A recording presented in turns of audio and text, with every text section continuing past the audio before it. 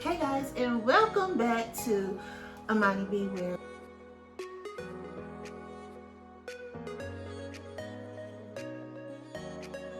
I have a special treat today, guys. I'm going to be doing a do-it-yourself, okay, DIY waist bead.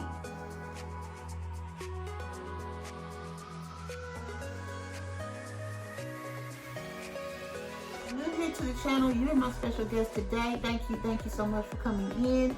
Please give this video a thumbs up, share it with your friends and family, and I hope that you subscribe to the channel so that you'll be one of my Amani angels. So guys, as some of you already know, I wear both elastic and traditional tie-on waist beads.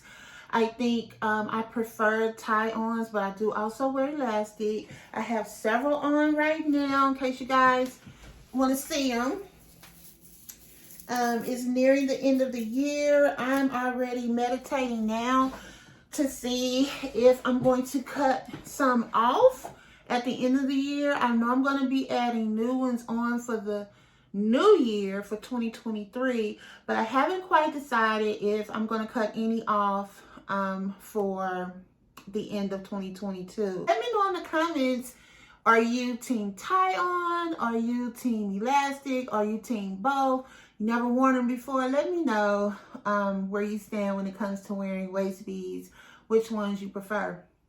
So before we get started, I wanted to show you guys, you know, we're all about self-care and self-love, right? So this is some self-love right here, y'all. I'm about to have a shot of, this is Suja's Uber Greens juice. I like to call it celery juice because really when I drink it, that's really what I taste is the celery, right? But it's Uber Greens. It's by Suja. I get mine from Walmart. You can get it from Kroger. So cheers. Bottoms up. Hold on. To health, happiness, joy, tranquility, and love.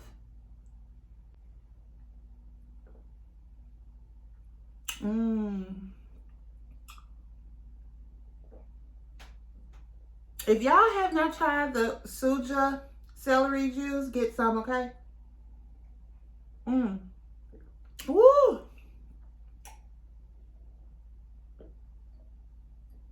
I'm gonna tell you, it's got a kick. It's got a kick. Let me set that to the back. I'm gonna be drinking on some water. This is not, it's room temperature. I'm trying to get used to just drinking room temperature water sometimes because it's supposed to help activate your organs. So let's get started. So what you're gonna need to make your own waist bead, you're going to need, of course, some beads. You can get beads of your choice. I like using primarily size 6/0 beads. I also use size 8/0 beads. When I do like different designs and styles, I may have bigger beads and round beads. I like to call these accent beads. So I like to use a variety of sizes, but since you're starting out, if you're starting out, you can just get the beads of your choice. You're going to need to research your thread and or elastic because it really matters when it comes to your bead size, the bead hole, and how much, you know, the weight of the bead, because some beads can be heavy, right? And whether or not your string or your elastic can hold up to it, okay? So that's very important. So I'm just going to do like a random design on this one, but pick you some beads. So have you some beads. It can be one size. It don't have to be different sizes like I'm doing today. You're going to need to decide if you're going to use elastic or thread. So I just have these out. So I like to use the Stretch Magic elastic, and I also like to use Pax Cord. I think it's called Pax Cord. I really just started using this.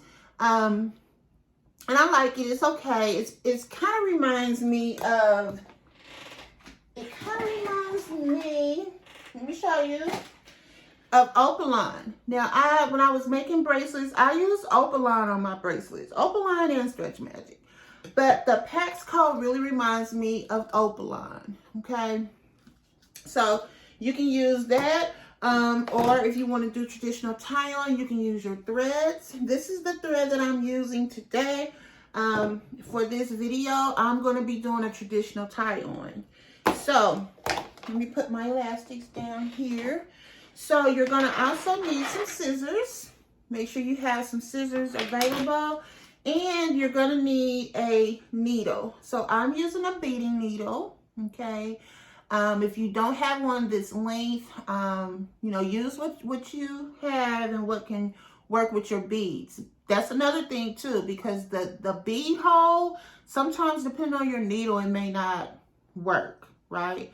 And I'm going to tell you, regular sewing needles, no. So get your needle, okay? You can get the big eye needles. Now, I used to use the big eye needles when I first started beading, okay?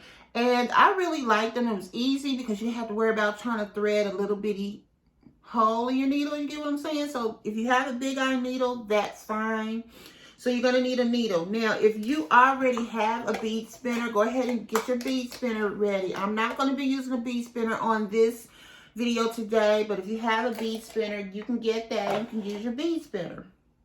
You're going to need a measuring tape, so be sure that you have a measuring tape as well. Depending on what type of thread you use, also depends on how many strands you'll need. So typically when I use this 100% cotton thread, I am going to be using either 10 to 12 strands, and on this one I have 12. Now, if you're using a thicker thread, like say for example, S-line, which you can use S-line cord, right? It's a nylon cord. I only use 2 to 4 on this one, okay? And it also depends on if it'll fit through your beads, because sometimes you can have too many strands where it won't fit through your beads. Now, if you're going to be using fishing cord, fishing wire, fishing thread, or any other type of threads that I'm not talking about today, I really don't know how many, okay, how many strands you would need, because I have never used those. And, you know, it's really up to you. I mean, it's do your research, find the type of thread that you want to use, practice with it. That way you know exactly what you'll need. Get your measuring tape, put it around your waist, and you're going to put, you know, the end together, and that's going to be your measurement. You don't want it to be too tight. You want to have some wiggle room. I do 50 inches of beads on my thread. So I cut about 65 to 70 inches of thread. And here I can show you I have a knot here, okay? I have a knot here, and that's going to catch the beads on the end.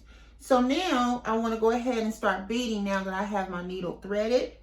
I'm not using a bead spinner, so I'm freestyling this design as well, guys, okay? Grab yourself a paper plate if you want to put your beads on a plate and bead that way, or you can put them right on your workstation and bead that way. You can leave them in whatever container you have them in and bead that way. It's just so many options that you can have when it comes down to actually doing the beading part.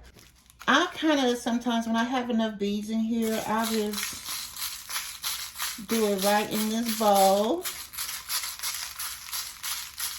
Get you some beads on there, right? And then I'm just going to pull them down.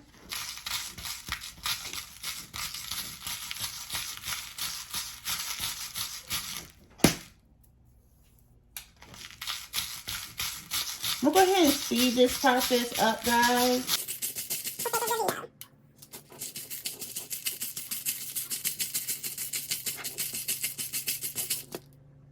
Sometimes you have beads that will not go on, if you can see that. Keep in mind, these beads are glass and they have been pre-cut. Sometimes they will not fit. So just be a little patient when you're beading. We're going to push all these down to the end of the thread.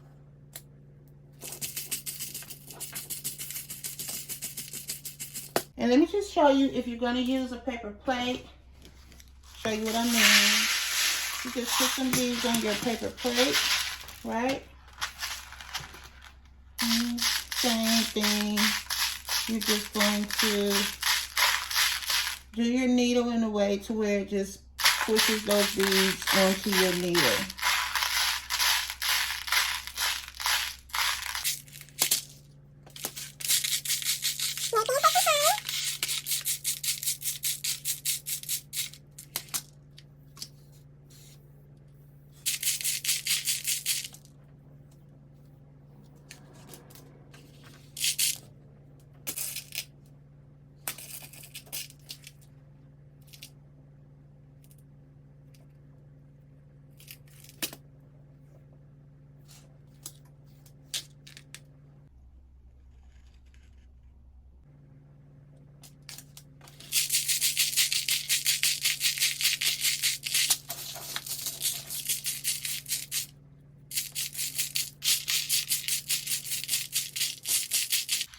Sometimes you can go and go and go, and as you can see, you might only get one bead on the needle. Don't give up. Just keep doing it. Or you can just say, you know, instead of doing it that way, you can just take one bead at a time, like this, and just bead your needle that way.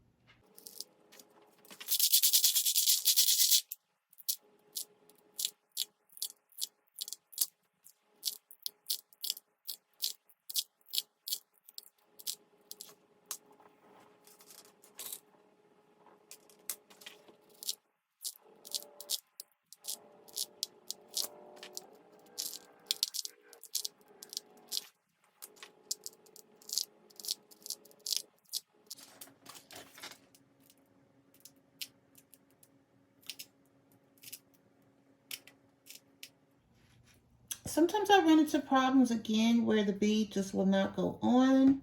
So what I'm going to do is remove the bead that won't fit, set it to the side, and I'm going to proceed and just try a different bead.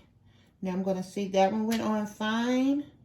I'm going to put the gold accent on. That's on fine. Let me see if I can find another metallic bead. Actually, it's gunmetal. It went on. Went on fine. Sometimes you will run into a situation where the beads just will not go on.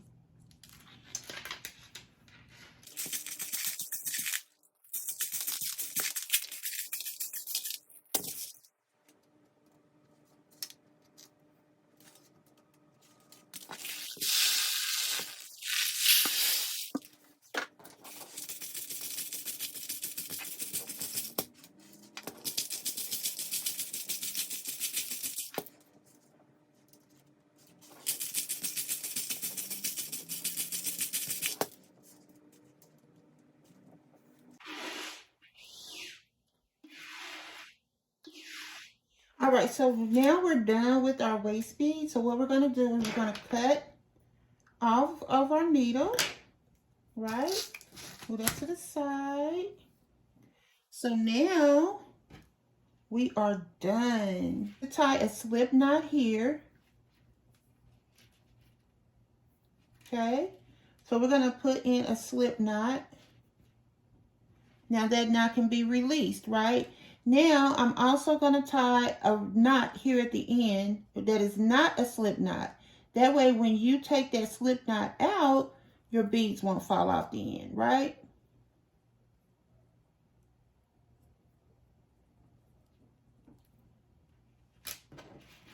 And then just see something here. So I'll take that slip knot out.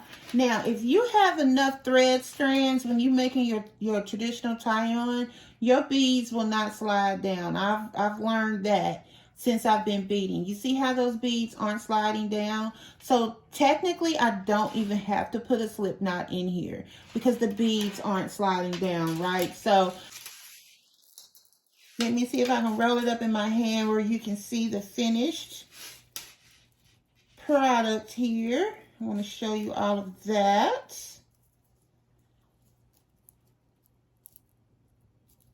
Hope you can see it good. I'm still not good with the lighting in here in my office. And when I'm working in here at night, I'm relying on the ring light, and I just cannot get that. I don't know. I'm working on it. But when it's daylight in here is much better. But so I hope you guys can see that really well. I hope that your DIY waist bead came out really good. Enjoy making waist beads. Have fun making your waist beads. And if you want me to make waist beads for you guys, all you have to do is just come on over to AmaniBeadwear.com and we can definitely get you beaded. I love this. I love the way it looks. I love the way it came out. Now, let me just say before I let you go, these beads here aren't all the way white. They're kind of like a marble and also translucent. So you have hues of purple and looks like maybe faint blue coming through on this bead. It's really, really pretty. And I know in the daylight, it's going to look absolutely amazing. This is just a white square bead here. Then I have this gunmetal beads here with this gold accent here. I just really love the way it came out, especially with the purple. Y'all know purple is my favorite color. Purple is royalty, and it's just a beautiful color to behold. So, let me know in the comments if this video has been helpful. Keep in mind, guys, all you need to make your waist bead, if you want to make your own waist bead, is you're going to need the following materials. You're going to need thread or elastic. You're going to need beads, of course. You're going to need scissors, and you're going to need a needle. And then with that, you couple that with your positive energy and your creativity, and boom, you'll be able to make your own waist bead. But again, just come on over to AmaniBeadwear.com and I can get you beaded with the waist beads that we make here. You guys are awesome and amazing, and I hope to see you. I'm just talking. I hope to see you on the next video.